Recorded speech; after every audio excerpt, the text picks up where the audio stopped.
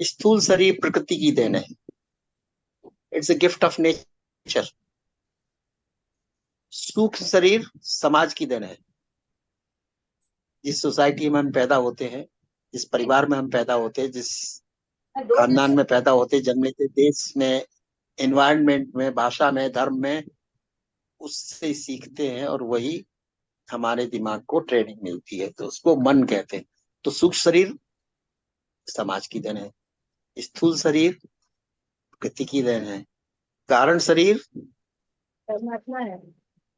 परमात्मा अच्छा, देन एक नहीं है। एक एक क्वेश्चन है जरा, मैं पूछूं?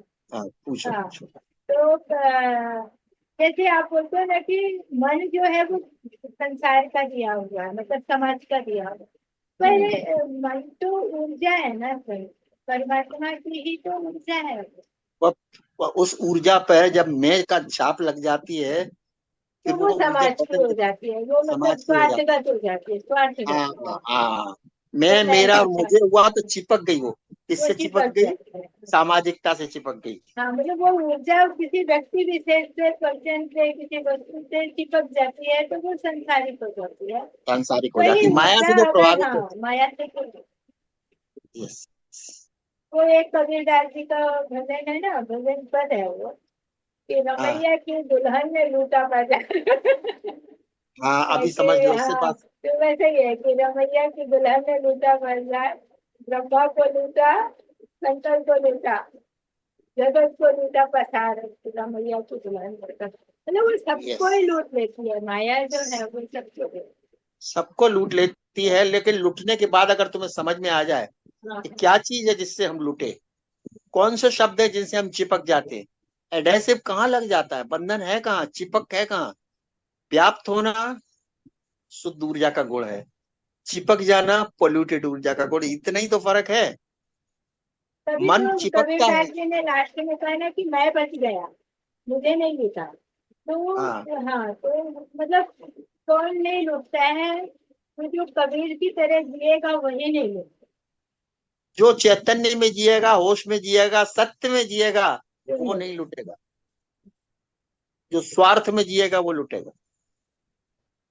किसी भी एंगल से तुम जाओ, किसी भी एंगल से जाओ, लास्ट में यही बात तुम्हें समझ में आएगी। यही एक कन्विंसिंग फैक्टर रह जाता है। और अगर इतना दिमाग में बात हम सब लोग बिठा लें, ये एक प्रकृति है, एक माया संसार की देन है, एक परमात्मा है, पर वो देन नहीं है, वो है। वो है इसलिए वो एग्जिस्टेंस है, और जो देन है वो तो जाएगी। अस्तित्व है वो सदा के लिए। लेकिन तुम ऐसे मान के नहीं चलो, अभी उसे जान के चलो। रोज हम कहते हैं मानो मत आत्मा है, सब मानते हैं हिंदुस्तान में हमारे अंदर आत्मा, हमारे अंदर आत्मा है। ये स्टेटमेंट क्या बोला है? हम शरीर हैं और इस शरीर के अंदर एक कोई तत्व है, ऊर्जा है, जिसे आत्मा कहते हैं। और वो मरती नहीं है। वो गलती ये भी कहते थे कि वो मरती नहीं है, गीता में लिखा है, उसे जलाया नहीं जा सकता लेकिन हम, हमारे अंदर मतलब हम तो मरेंगे। इसका मतलब उनकी आइडेंटिटी, उनका परिचय स्थूल शरीर से है। यही तो ये अज्ञान परिचय, है ना सर, यही तो मेन यही अज्ञान अज्ञान है, है। यही अज्ञान है, यही यही अज्ञान है। अज्ञान है। हम्म। और इसलिए गुरु को ज्ञान स्वरूप कहा गया है कि वो गुरु के पास बैठते ही हमको समझ में हाँ, आता है ये कि बात यही हम, हाँ, बता। Yes, exactly. हाँ, ये तुम पढ़ भी लोगी तो समझ पढ़ में भी नहीं लेंगे आएगा। तो, क्योंकि किताब से हमको नहीं समझ में आएगा। नहीं आएगा। इसीलिए वेदों को श्रुति बोला गया, सुनना पड़ेगा, सुना गया, सुनना सुना गया। पड़ेगा। हाँ, इसके लिए ये जो गुरु का माध्यम या तत्व है, ये सिर्फ हिंदुस्तान की देन है दुनिया को।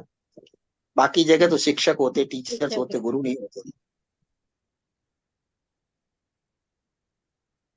तो गुरु का अर्थ जो क्या? सत्य और झूठ का फर्क बता दे, समझा दे, और इतना करा दे कि तुम डाइजेस्ट हो जाते हो, इस रूप में प्रेजेंट करे कि तुम भी हजम कर लो।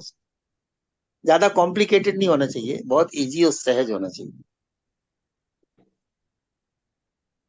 ज्यादा कॉम्प्लिकेटेड होता है तो दिमाग से बाहर चले जाता है, बाहर चला जाता है। फिर वो डाइजेस्ट ही नहीं होता, समझ ही नहीं, नहीं आता।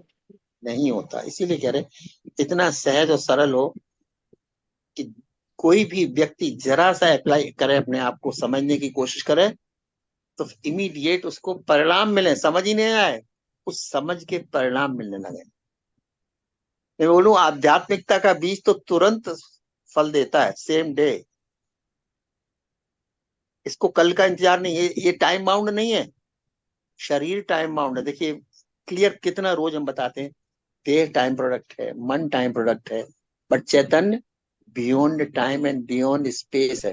वो कनाडा में भी हो, अमेरिका में भी हो, लंदन में भी हो, इंडिया में भी हो, आसमान में भी, सर्वत्र है। ओमनी प्रेजेंट है वो। जो ओमनी प्रेजेंट है वो चलेगा नहीं, जो ओमनी प्रेजेंट है वो आएगा नहीं, जो ओमनी प्रेजेंट है वो जाएगा नहीं। ओमनी प्रेजेंट है, वही अस्तित्व है, और वो बियॉन्ड टाइम एंड स्पेस है। इसलिए वही सत्य है, वही अडिग है, वही अजन्मा है, वही अमर है। जो एपियर हो रहा है, डिसएपियर हो रहा है। पहला गुण एपियर हुआ, दूसरा इस ड्यूरेशन में वो बदल भी रहा है। एपियर हुआ, फिर बदला, फिर कल बदला, फिर परसों बदला, बदलते बदलते एक दिन डिसएपियर होगा। मतलब बदलाव रुको ही नहीं उसमें। एपियर हुआ, वहां से बदलाव शुरू हुआ उसका, और जब तक डिसएपियर नहीं हो गया उसमें बदलाव होते ही चले गए। अस्थिरता है। इसीलिए कहते हैं जो एपियर हो, डिसएपियर हो, जो बदले, वो सत्य नहीं हो सकता। गुरु इसी दो में तुम्हें फर्क सिखाते हैं। और ये फर्क कौन सिखाता? तुम्हारे अंदर का गुरु, जिसे हम विवेक कहते हैं। विवेक कहते हैं सत्य क्या है, झूठ क्या है, तुम अभी बैठ के समझ लो हमारे सामने। सर हमको ऐसा लगता है दोनों, बाहर का भी और अंदर का, दोनों का जब समन्वय हो जाता है ना, तभी हम समझ पाते हैं। बिल्कुल सही अंदर है। का बाहर का कितना भी मिलेगा, पर अंदर का सपोर्ट नहीं रहेगा तो हम नहीं सीख पाते। तो एक्टिवेट करना है अंदर को, एक गुरु को हाँ एक्टिवेट करना है, तत्व को, गुरु तत्व को। सर, अंदर तो सबके पास है गुरु तत्व और विवेक, पर पर सबका तो उसको नहीं जाग। तब एक्टिवेट नहीं होता है ना, इसके लिए एक्टिवेट हाँ, नहीं होता समझना। ना, या तभी हम सुबह दृष्टा द भाव क्यों कहते हैं जागरण के लिए, नो कि बट अभी सर तुम यू आर जागे ट्राइंग टू हो। Be modest. Sir you are trying to be modest, आप ही कर रहे हो, क्योंकि आपकी जब वॉइस सुनते हैं ना, साउंड, तो हमारे वाइब्रेशंस अलग हो जाते हैं, एनर्जी अलग हो जाती है। उससे ज्यादा मैं नहीं एक्सप्लेन कर सकती, जो पर वो आई फील अंदर की ही डिफरेंट। नहीं, इसका मतलब ये है ना संगीता, कि अंदर के गुरु जो है, अंदर का जो विवेक है वो जागृत हो जाता है, वो उसके साथ एक्टिवेट हो जाता है। बाहर हाँ, के ज्ञान से बाहर अंदर का ज्ञान में दोनों या एक दूसरे में सामंजस्य आ जाते हैं, तो हमको शांति मिलती है, सुख मिलता है, और फिर हमको आनंद भी आ जाता है। और सर अगर हफ्ता भर भी नहीं सुनेंगे ना, तो फिर से माया में चले जाते हैं। जैसे में क्योंकि फिर धीरे अंदर से धीरे एक्टिवेट ही नहीं होता है कम। ना, इसके लिए हाँ, ये वो तो के गुरु के बंद हो जाते क्या बोलते हैं, किले में रहो ना अंदर, हैं। तो फिर सेफ्टी है, प्रोटेक्शन है। मतलब नहीं जब सुनो, तक अंदर का पूरा जागृत ना हो जाए, तब तक हमको बाहर प्रोटेक्ट समय से या लगेगा, समय बाहर लगेगा। जाके। अब इसी को हम समझाएंगे बुद्धत्व में कैसे कहा है। अपना दिया जलाओ। किससे? जलते हुए दिए से। रोशनी किससे लोगे? जलते हुए दिए से। जो लौ किसकी जलाओगे? अपनी जलाओ। कैसे जलाओगे? जब एक दिया दूसरे के नजदीक आएगा तभी तो जलेगा। दूर से तो लौ पकड़ नहीं लेगा दिया। तो इतने समीप आओ, इतने पास आओ कि एक ज्योत से दूसरी ज्योत जल जाए, और तब तक समीप रहो जब तक तुम्हारी ज्योत इंडिपेंडेंट न हो जाए, कि छोटे मोटे हवा के धोखे झोंके तुम्हें बुझा न सके। फिर तुम्हारा दिया जल गया, फिर अब हो गया, बात खत्म हो गई। तो ये जो विवेक का दिया, विवेक रूपी गुरु तत्व है तुम्हारे अंदर। जब हम कहते हैं रोज सुबह तुम जागे हो, आंखों से जागे हो, अहंकार जागा है, सूक्ष्म शरीर जागा है, मन जागा है, देह जागी, लेकिन जागरण को उपलब्ध नहीं हुए तुम, जब तक दृष्टा भाव नहीं जागता। दृष्टा भाव जागने का मतलब विवेक ने कह दिया कि अभी भोक्ता कर्ता से अटेंशन शिफ्ट हो जाओ दृष्टा में, अब तुम एक्टिवेट हुआ। ये गुरु तत्व का एक्टिवेशन है, ट्रैकर है वो। जानता क्या टेंशन कहाँ है, मैं में खोया है, संसार में खोया है, मेरे में खोया है। ये जागना नहीं है, ये दूसरे तरीके का सपना है, ये खुली आंखों का सपना है। यहां से जब तुम दृष्टा बनोगे, तो पहला चरण है जागने का। अब एक्टिवेट हुआ, अब तुम्हारा दिया एक्टिवेट हुआ जब तुम जागे और दृष्टा भाव से यूज करने लगे, उसको देखने लगे, मन को, मन के हर क्षेत्र को तुम देखने लगे। मन बाहर के जगत का दृष्टा नहीं होता, मन दर्शक होता है। ये सुबह हमने शब्द समझाया था तुम्हें। दर्शक कब होता है? जब इन दो आंखों का इस्तेमाल होता है, और ये दो आंखें अनुभव अपना कहाँ डालती, जाके मन में डालती है। मन इंटरप्रिटेशन करता है। ये दो आंखें ही नहीं, आंखें जितने भी पांचों ज्ञानेंद्रियां सब जाके उड़ेल देती हैं अपना एक्सपीरियंस मन में। मन उस चीज को इकट्ठा करके इंटरप्रेट करता है, उस चीजों का मीनिंग निकालता है, और नेक्स्ट स्टेप क्या करने का है वो बात बताता है। और मन को इसीलिए छठी इंद्रिय कहते हैं। ये पांच इंद्रियां तो है ही, मन छठी इंद्रिय है। और परमात्मा है इंद्रियातीत। इस शब्द को समझना, बहुत दफे सुना होगा। परमात्मा है इंद्रियातीत, मतलब ये इंद्रियों के परे नहीं, मन के परे भी।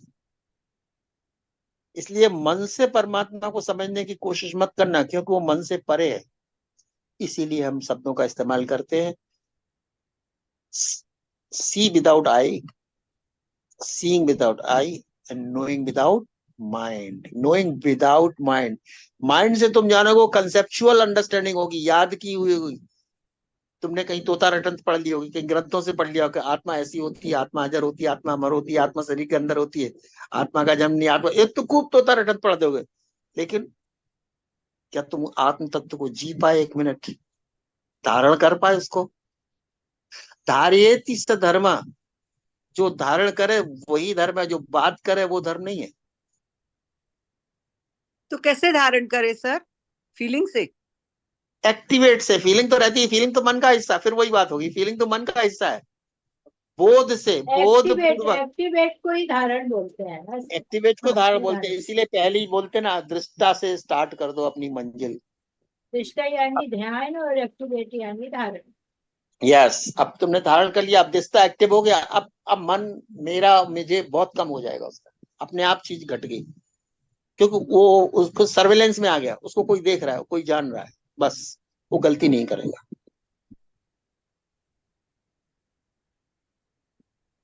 तो दृष्टा है तुम्हारी तीसरी आंख। तुम अभी तक समझ नहीं पाई इस बात को।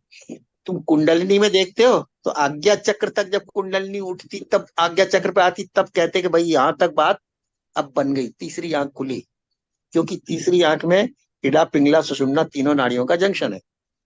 दृष्टा भाव में ये जंक्शन एक्टिवेट होता है, अंतर चक्षु एक्टिव, मतलब दृष्टा के आते ही तुम्हारे नीचे के सब जग गए। कितनी जल्दी इंद्री कहाँ पहुंच गई, देखो कुंडलिनी।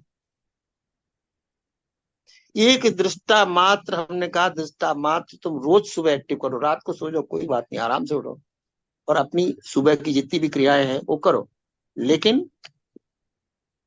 पहले एक्टिवेट योर दृष्टा, मतलब तृतीय चक्षु आपका अंदर खुलने वाला। बाहर के देखते रहेंगे संसार को, माया को, लेकिन अंदर भी चक्षु खुला है तुम्हारा। अब जब तुम तीनों नेत्र से देखोगे तब तुमसे मिस्टेक नहीं होगी। ये नेत्र तो बने ही है जगत के लिए, आकारों के जगत के लिए, दृश्यों के लिए, लेकिन ये नेत्र बना है अंतर्दृष्टि के लिए। ये अंतर चक्षु है, इसे दिव्य चक्षु बोलते हैं, इसे तीसरी आंख भी बोलते हैं। अंतर चक्षु मतलब ये ही आंख अंदर देख सकती है, ये आंखें अंदर नहीं चलती। इसी को विवेक कहते। विवेक कहते हैं जब एक्टिवेट जो करे तुम्हारे अंदर से जो तत्व, उसे विवेक कहते हैं। एक इसको विवेक ये ज्ञान पॉइंट है। चक्षु बोलते हैं, ज्ञान हाँ, चक्षु। तो ज्ञान चक्षु बोलते हैं, प्रज्ञा चक्षु बोलते हैं, अंतर चक्षु बोलते हैं, तृतीय नेत्र बोलते हैं, आज्ञा चक्र बोलते हैं, अलग अलग नामों से। लेकिन ये एक्टिवेट हो गया तो तुम समझ लो सिर्फ सहस्त्रार ही अब तुम्हारे आगे रह गया ना। मंजिल कहाँ रही, कहाँ रही? कुंडलिनी जागरण होगी। तुम लोग कितने दफे प्रश्न पूछते रहते हो कुंडलिनी के बारे में, वो कहाँ जागरण कौन से तत्व है? जब ये एक्टिवेट हो गया तुम समझ लेना, कुंडलिनी पूरा तुम्हारा अलर्ट होगी, तभी ये स्टे हो पाएगी, तभी ये सस्टेनेबल हो पाएगी। और इसके बाद सहस्त्रार्थ तो हम क्या बताते तुम्हें, सुबह बताया था, धारणा, ध्यान और समाधि। धारणा मैंने इंटेंशन कर दिया तुमने कि बस अंतर चक्षु हम दृष्टा को एक्टिवेट कर दिया, अब इंटेंशन होगी, धारणा होगी तुम्हारी। अब धारणा के बाद ध्यान, मतलब दृष्टा जब एक्टिवेट होता है तो दृश्य से तो बाहर की तरफ देखोगे, या ध्यान करोगे तो अंदर की तरफ देखोगे। तो जब अंदर की तरफ दृष्टा मुड़ गया तो कहाँ जाएगा अटेंशन? साक्षी की तरफ। और जब दृष्टा से शरीर और संसार में जाएगा तो अटेंशन जाएगा बाहर। तो हमने जो पांचवा अंग बोला था पतंजलि योग सूत्र का, जब हमने क्या बोला था, यम नियम आसन प्राणायाम, चार हटा दो। तो जो पांचवा पांचवा अंग प्रत्याहार। है, तो इंद्रियों को अंदर, प्रत्याहार, take it inside, bring your attention inside. जब प्रत्याहार। अटेंशन, हाँ प्रत्याहार, प्रत्याहार, जब प्रत्याहार में तुमने अटेंशन अंदर लिया तो स्टार्टिंग पॉइंट दृष्टा है। दृष्टा से साक्षी की तरफ, ये ध्यान की, यहां तक क्या था, धारणा। धारणा मानी स्टेब्लिश कर लिया कि हम इंटेंशन करना क्या जा रहे हैं। तो बाहर का जगत हमने छोड़ दिया, थोड़ी देर के लिए अंतर जगत की यात्रा कर रहा है अटेंशन। और अंतर जगत में पहली सीढ़ी मिली दृष्टा की। अब जब दृष्टा से साक्षी की तरफ अटेंशन बढ़ता है, उसको कौन ट्रैक कर रहा है? वही तुम्हारा गुरु तत्व है, विवेक ट्रैक कर रहा है। Yes, it is moving towards this, या इसका रुख जो है अंतर की तरफ है, उसे ध्यान कहते हैं। क्योंकि ध्यान में दिखता कुछ नहीं, ध्यान में दिखता कुछ नहीं। जो पुराने एक्सपीरियंसेस हैं या जो एज्यूम किए हुए हैं, कोई आवाजें, कोई रूप, कोई आकार, वो बस प्रतिलक्षित होते बीच बीच में, एपियर होते, लेकिन थोड़ी देर में डिसअपियर हो जाते। और एक बात के, दृश्य सभी झूठे हैं, ये अंडरलाइन कर लो। दृश्य चाहे बाहर के हो, दृश्य चाहे अंदर के हो, चाहे मूर्ति हो, आकार हो, नाद हो, कुछ भी हो, प्रकाश हो, साउंड हो, दृश्य सभी झूठे हैं, दृष्टा मात्र सत्य है। इसीलिए संसार झूठा, मिथ्या, देह झूठी, मन झूठा, दृष्टा से सत्य की बाउंड्री स्टार्ट होती। इसलिए कहते पहला चरण सत्य का है, दृष्टा में प्रवेश। तो यहां अब धारणा हुई कि let us start inside journey. तो स्टार्ट कहां से किया? दृष्टा से। दृष्टा से साक्षी की तरफ जब मूवमेंट होता है तो ये ध्यान है। इसलिए ध्यान में कुछ दिखाई नहीं देता, एम्प्टीनेस है। बल्कि जो दिखना है जब बंद हो जाए, सब दृश्य समाप्त हो जाए, तब इस जो अवस्था आती है वो साक्षी की है। साक्षी स्वयं में आ जाता है। दृश्य सब जब गायब होने लगते धीरे धीरे धीरे, तो दृष्टा साक्षी हो जाता है, क्योंकि अब कुछ दिखता ही नहीं। शुरू शुरू में बहुत दिखाई देगा, सभी को दिखाई देता है। किसी को विशेष आकृति दिखाई देती है, किसी को प्रकाश दिखाई देता है, किसी को कलर कलर की लाइट, किसी को ब्लू लाइट दिखाई देती है, किसी को कुछ दिखाई देता है, किसी को नाद सुनाई देता है, ब्रह्म नाद सुनाई देता है, किसी को अजपा जप सुनाई देता है, मतलब मल्टीपल वेज। लेकिन जब तुम साक्षी पर अटेंशन पहुंच जाए, फिर शून्य हो जाता है, फिर कुछ नहीं। दैट इज, वहां से आत्मा का क्षेत्र शुरू हुआ। जब दृश्य सब शून्य हो गए, that is the beginning of आत्मा कॉन्सियसनेस। अब यहां के बाद फिर अगर तुम डीप रहे, देखो, साक्षी से दृष्टा आ गए, दृष्टा से फिर शरीर में आ गए, ये तो रोज करवाते है ना। 20 मिनट 25 मिनट ध्यान रोज करवाते सुबह। तो साक्षी तक जाते तो एकदम शांति लगती है। अब क्या है, शांति एक फीलिंग है बस। कुछ जो शोरगुल था दृश्यों का, जो डिस्टरबेंस था दृश्यों का, क्योंकि दृश्य थे तो तुम उन्हें आइडेंटिफाई भी कर रहे थे, वर्गीकृत भी कर रहे थे। साउंड है कि ये ध्वनि है, कि ये मंगल ध्वनि है, कि ये ओम की ध्वनि है, कि ये नाद ध्वनि है, या ये प्रकाश है, पीला प्रकाश है, ये ब्लू प्रकाश है, ये सफेद प्रकाश है, ये आकृति है। एक्सप्लेन तो करोगे तो माइंड तो चल ही रहा ना। जब माइंड चलना बंद हो जाए, मतलब नो एक्सप्लेनेशन, तब शून्य अवस्था आती है, और वो साक्षी की अवस्था। अब साक्षी की अवस्था के बाद तुम्हारा बॉडी बैलेंस चला जाएगा। बल्कि दृष्टा से साक्षी की तरफ जैसे जैसे अटेंशन गहराएगा, तुम्हारा बॉडी बैलेंस कम होता चला जाएगा, हार्ट बीट कम होती चली जाएगी। और साक्षी पे आते आते तुम्हारी वही स्थिति हो जाती जो सोने के टाइम पे होती। जैसे तुम सोने जाते हो ना, नींद आती, फिर तुम कब ऐसे झुकने लगती नहीं गर्दन, बॉडी बैलेंस जाने लगता है ना, स्पाइनल कॉर्ड वजन नहीं ले पाती, तो तुम लेट जाते तो नींद आ जाती ना। कभी कभी बैठे ही बैठे ऐसे झपकी लग जाती, लेकिन उस समय बॉडी बैलेंस जाता तभी तो झपकी लगती ना, पता नहीं रहता, झटका लग जाता है गर्दन में। वो स्थिति साक्षी। इसीलिए यहाँ के बाद जो यात्रा होती है उसे समाधि कहते हैं। इसीलिए समाधि बैठ के नहीं होती, समाधि लेट के होती, क्योंकि समाधि में स्पाइनल कॉर्ड सपोर्ट नहीं करती, बॉडी बैलेंस सपोर्ट नहीं करता, इसलिए लेटना ही पड़ता है। क्योंकि उतना भी अटेंशन अब तुम्हारे पास नहीं रहा कि तुम शरीर को सीधा रख सको। सारा attention is going deeper and deeper inside, trance कर रहा है, मतलब गोइंग बियॉन्ड बियॉन्ड बियॉन्ड। तो समाधि तो कभी 2 घंटे की हो सकती, कभी 3 घंटे की हो सकती, कभी लंबी भी हो सकती है। समाधि ऑलमोस्ट बेहोशी की अवस्था है, ऑलमोस्ट बेहोशी की अवस्था।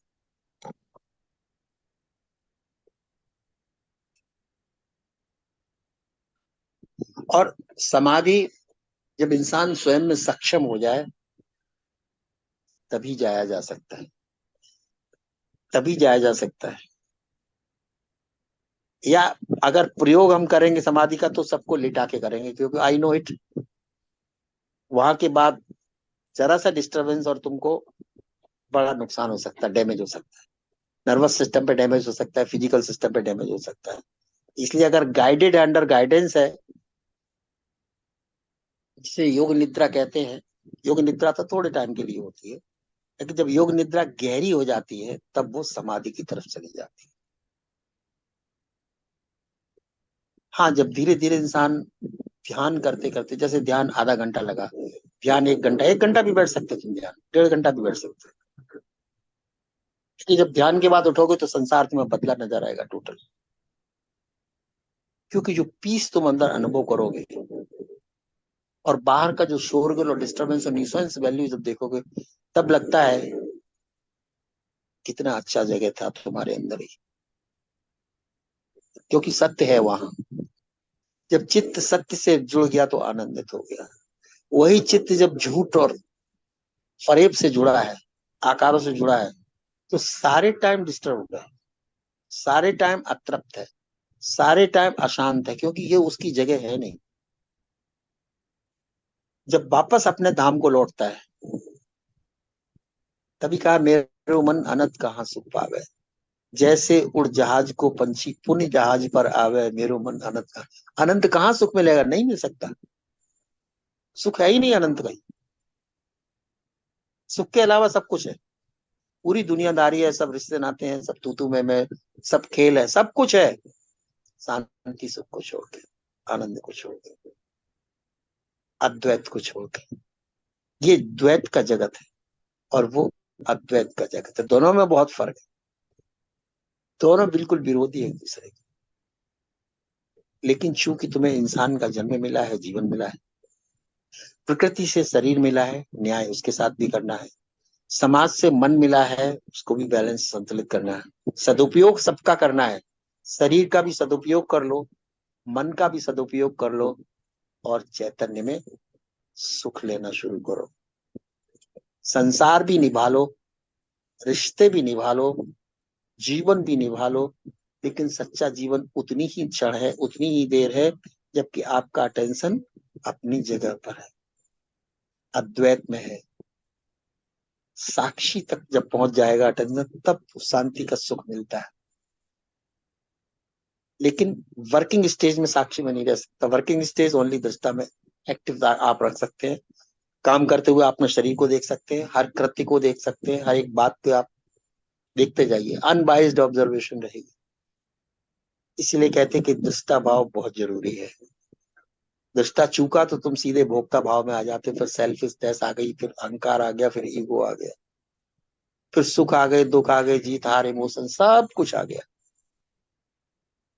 तो इनको इनको न्यूट्रलाइज करने के लिए, इनका इम्पैक्ट न्यूट्रलाइज करने के लिए, जो सुख दुख का इम्पैक्ट होता है, हार जीत का जो इम्पैक्ट होता है, मेरे तेरे का मिलने का बिछड़ने का जो इम्पैक्ट आता है हमारे मन पे, जो संवेदनाएं प्रकट होती है, वो संवेदनाएं हिला देती है इंसान को।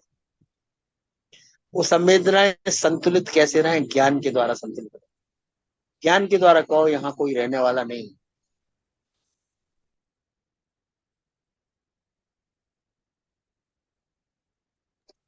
ज्ञान के द्वारा ये बात समझ में आ जाती कि ये जितना भी जो कुछ है संसार का, ये सब टिकने वाला नहीं है। Don't take it seriously. जो रुकने वाला नहीं, जो टिकने वाला नहीं, जो सदा से नहीं, उसको लाइटली ले, हल्के से ले, और वो पासिंग क्लाउड समझ के जाने दो उसको। डोंट होल्ड इट, पकड़ो मत।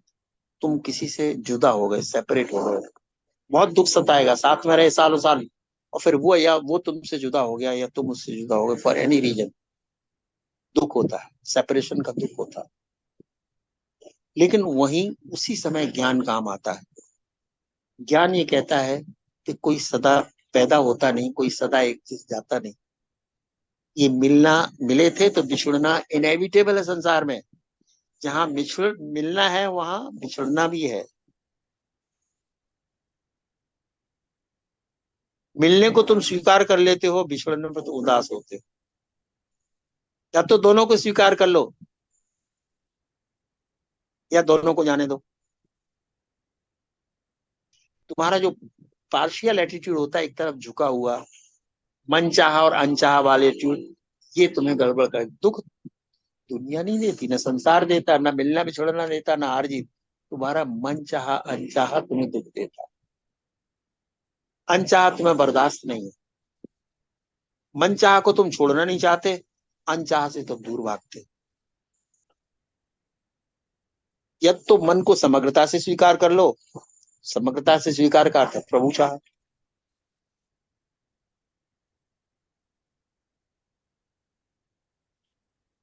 और जब मैं कहता हूं कि मन चाह से तुम्हारा जन्म होता नहीं, मन चाह से तुम्हें मृत्यु मिलती नहीं, मन चाह से तुम्हें रोग आते नहीं, मन चाह से जवानी बुढ़ापा आता नहीं। सब अनचाहे हैं कि नहीं? तो हो तो अनचाहा ही रहा है। तुम फिर भी अपनी कोशिश में हो मन चाह के। तुम्हारा संघर्ष इसी में है कि ऐसा क्यों नहीं होता जो हम सोच रहे, वो क्यों नहीं होता जो हम चाह रहे। और वो हो नहीं सकता। तुम मृत्यु को टाल नहीं सकते, तुम दुखों को टाल नहीं सकते, तुम रोग को टाल नहीं सकते, तुम बुढ़ापे को टाल नहीं सकते। फिर भी तुम उसमें संघर्षरत हो। बस यही कहते ज्ञानी भोग है ज्ञान से। अब बात समझ में आ गई? यहाँ ज्ञान बीच में आ गया, वो समझाने का ये आ गया। क्यों परेशान हो बेकार में? तुम परेशान होकर भी जब परिणाम वही आने वाला है, तो सहज स्वीकार कर लो परिणाम को। जिसको तुम बदल नहीं सकते उसको स्वीकार कर लो।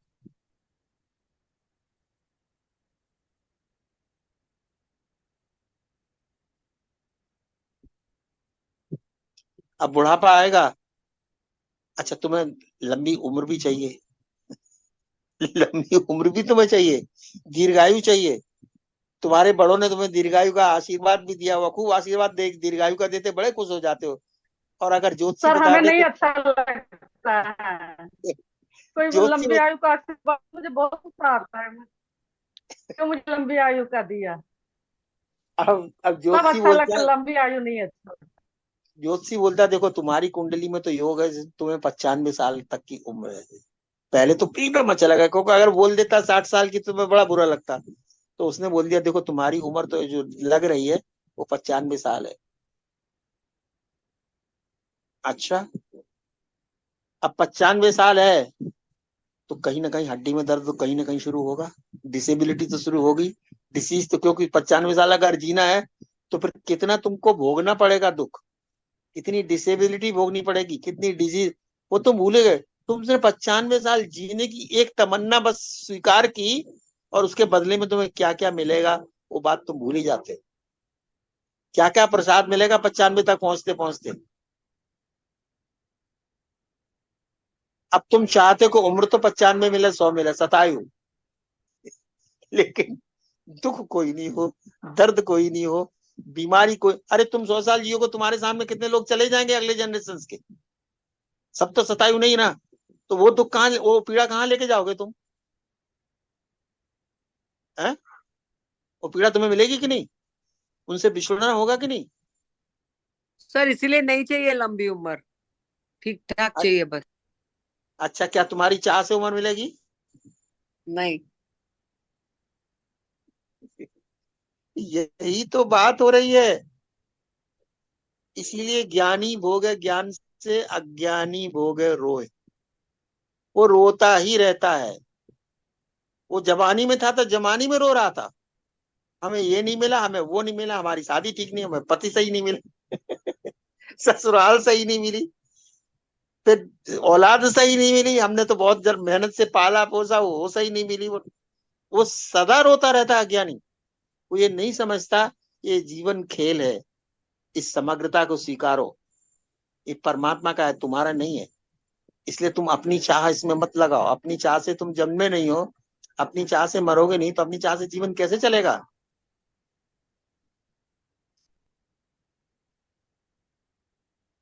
तो तुमने जन्म को स्वीकार लिया, मृत्यु को स्वीकारना पड़ेगा, तो जीवन को भी स्वीकार लो परमात्मा की चाह से। जब दोनों ही परमात्मा की चाह से है तो जीवन भी उसी की चाह से। इसी को ज्ञान बोलते हैं। ज्ञानी भोगे ज्ञान से, अज्ञानी भोगे रोए।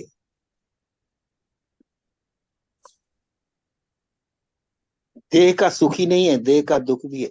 मैंने बोला विपरीत सदा घटित होता है, ये द्वैत का जगत है। जो आज चीज तुम्हें सुख देती है कल वही दुख का कारण भी बनेगी। सुख तो तुमने भोग लिया, पता भी नहीं चला कब चला गया। कहते हैं सुख तो किसी कपूर की टिकिया सा उड़ गया। कपूर की टिकिया रखो उड़ जाती, पता ही नहीं चलता सुख का। और दुख को बहुत सहेज कर रखना पड़ा मुझे, झेलना पड़ा दुख, वो रेजिड्यू, वो पेन। बस वो भोग भोग के शिकायत करते करते रोते रोते फिर बुढ़ापा कटता है।